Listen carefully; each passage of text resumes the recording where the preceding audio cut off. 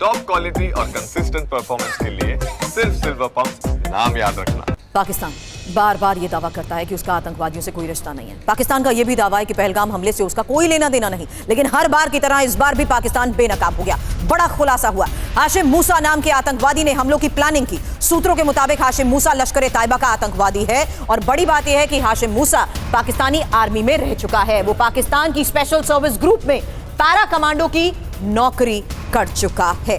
अब एक और सबसे बड़ा खुलासा, और सुमित, इसी खुलासे के बारे में आपसे और डिटेल जानकारी लूंगी, क्योंकि जिस तरीके से मामले में अब बड़े खुलासे हो रहे हैं, ये सबसे बड़ी खबर सामने आई है हाशिम मूसा को लेकर। हाशिम मूसा का अंत तुरंत, लश्कर-ए-तैयबा का आतंकी मूसा, पहलगाम हमलों की साजिश रची। मूसा का आईएसआई से सीधा कनेक्शन, पाक सेना में पैरा कमांडो रह चुका है, स्पेशल सर्विस ग्रुप में पैरा कमांडो। मूसा की कोवर्ट ऑपरेशन में ट्रेनिंग और आधुनिक हथियार चलाने की ट्रेनिंग, पहले के आतंकी हमलों में भी ये शामिल रहा है। सूत्रों के हवाले से जो खबर आई है उसके बारे में और जानकारियां क्या है। मूसा का हाफिज सईद कनेक्शन, क्योंकि हाशिम मूसा को सुलेमान के नाम से भी जाना जाता है। लश्कर चीफ हाफिज सईद से डायरेक्ट कनेक्शन, सीधे हाफिज सईद से ऑर्डर लेता है। पाकिस्तानी सेना, आईएसआई से भी पूरी मदद मिलती है। अक्टूबर 2024 में हुए आतंकी हमले में मूसा का हाथ। सुमित,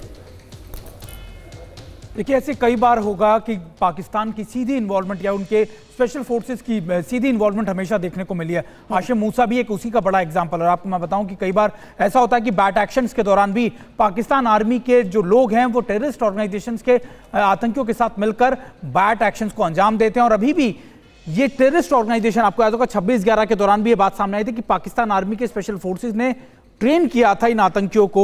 मुझे अफगानिस्तान का भी सिलसिला याद है कि अफगानिस्तान में जब पकड़े गए थे कई तालिबान के आतंकी, तभी उन्होंने बताया था कि हमको ट्रेनिंग पाकिस्तान में दी गई थी और पाकिस्तान के आर्मी के लोग हमें ट्रेनिंग देते थे, उनके जनरल्स लगातार हमारे विजिट करते थे फैसिलिटीज को। तो ये निश्चित तौर पर एक बड़ा एग्जाम्पल है। ये पहला नहीं है कि मौका जब इस तरीके की एस्टेब्लिशमेंट सामने आई हो कि पाकिस्तान आर्मी के रिटायर्ड ऑफिसर्स भी इन टेररिस्ट ऑर्गेनाइजेशंस के साथ एसोसिएट रहते हैं, ट्रेनिंग देते हैं, उनके साथ ऑपरेशंस करने के लिए भारत आते हैं और बड़ी आतंकी गतिविधियों को अंजाम देने में भी सीधे तौर पर इन्वॉल्व रहते हैं।